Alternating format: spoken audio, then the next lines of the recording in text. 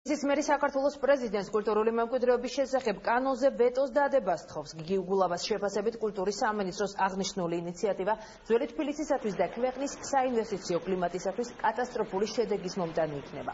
დედაქალაქის მერი მიიჩნევს, რომ კანონის ახლებური რეგულირება, რომლის თანახმადაც თბილისში არსებულ კულტურული მემკვიდრეობის ძეგლებზე, სამშენებლო სარეაბილიტაციო სამუშაოებზე ნებართვის გაცემის უფლება თბილისის მერიიდან კულტურისა და ძეგლთა დაცვის სამინისტროს კომპეტენციაში გადადის გაუმართლებელია.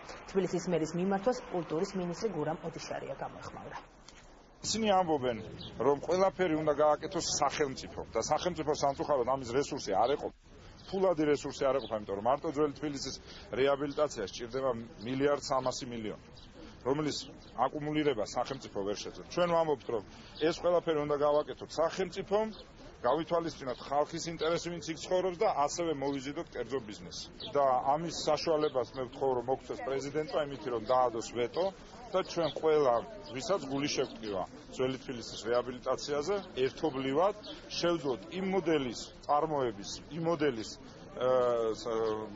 მოფიქრება, რომელიც არ დააზარალებს თბილისელებს და თბილისს. იმედი მაქვს, რომ პრეზიდენტი მოაწერს ხელს იმ დოკუმენტს, რომელმაც უკვე გაიარა სამთავრობო ჟაბა, ასე ვთქვათ, პარლამენტში იქნა დამტკიცებული და რამდენიმე მოსმენით ასევე მოწონებული და არის მხოლოდ ერთადერთი ხელის მოწერა და მე მიგვირს ბატონი გიგი უგულავასი, რომელიც მოუწოდებს პრეზიდენტს, რომ თავის შეიკავოს და ვეტო დაადოს ამ დოკუმენტს. არავითარ შემთხვევაში ეგ არ შეიძლება, იმიტომ რომ კულტურის სამინისტრო თავის ძეგლთა დაცვის სააგენტოთი, თავისი ესე იგი სხვადასხვა ორგანიზაციები და თვითონ ჩვენ გვყავს უამრავი სპეციალისტი და გვაქვს დიდი რეზერვი და უზარმაზარი ტრადიცია ჯერ კიდევ საბჭოთა კავშირიდან მოყოლებული, რომ ჩვენ უნდა მივხედოთ ჩვენს დედაქალაქს.